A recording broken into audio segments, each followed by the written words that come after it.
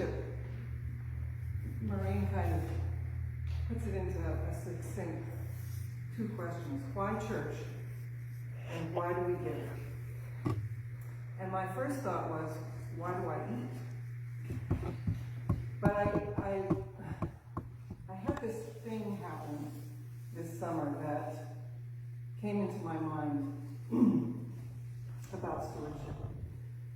About 9.5 years ago, for my 60th birthday, David gave me a beautiful gift that he had made. He crafted a heart that I could hold in the palm of my hand out of soapstone, ash wood, aluminum, and epoxy. And he presented it to me, saying that it represented his love and warmth, resilience, strength, and love. It's a beautiful symbol of his love. So a couple of months after he died in April, it went missing. I had had it in my pocket, and it simply went missing. I hope I'll find it someday, but I realized almost immediately that what went missing is the thing I could hold in my hand. Dave's love isn't missing. So then I started thinking about church and COVID and how it's been difficult for us to be here holding our hands. But it's right here, and you are all right here. Jesus of Nazareth no longer walks the earth, but here we are, right? So as I thought about this church and what it has meant to me, I came here in 1978. I think my first Sunday service was the first Sunday of a new interim minister, just prior to Dick Waddell's coming. And his first sermon just sparked something in me. And I'd grown up in UCC Church in Rhode Island, but this was my adult church. And it has been, you have been part of my exploration, my spiritual exploration, my growth, my healing, my community, spiritual discernment, joy, sorrow, all the parts and pieces of my life.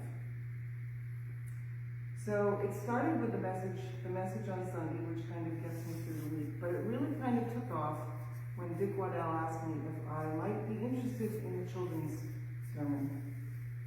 It wasn't his favorite thing, and it was mine.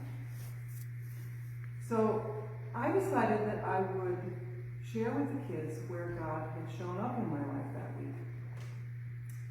Talk about public testimony. I've also held many of the offices in this church. I've been on 2 search committees. So it has been and continues to be an essential part of my life. And I know it has for many of us. And I have loved growing with you. And by many of us, I mean more than just you who are sitting in the pews. Look at our outreach. Look at who we are in this community. It's a place that practices loving your neighbor, being of service, feeding each other. And what does the Lord require of you? To act justly, and to love mercy, and to walk humbly with your God.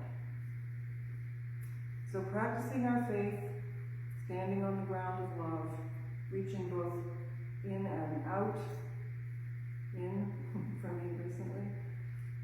Why wouldn't I give to that? Of course I do. And I know that you will join me in supporting the ways that God shows up in each of your lives, in our community, and in the world through this church. Thank you. I don't know if you know this or not, Penny, but do you know what the gospel is for today? No. Loving your neighbor as yourself. Well done, Holy Spirit.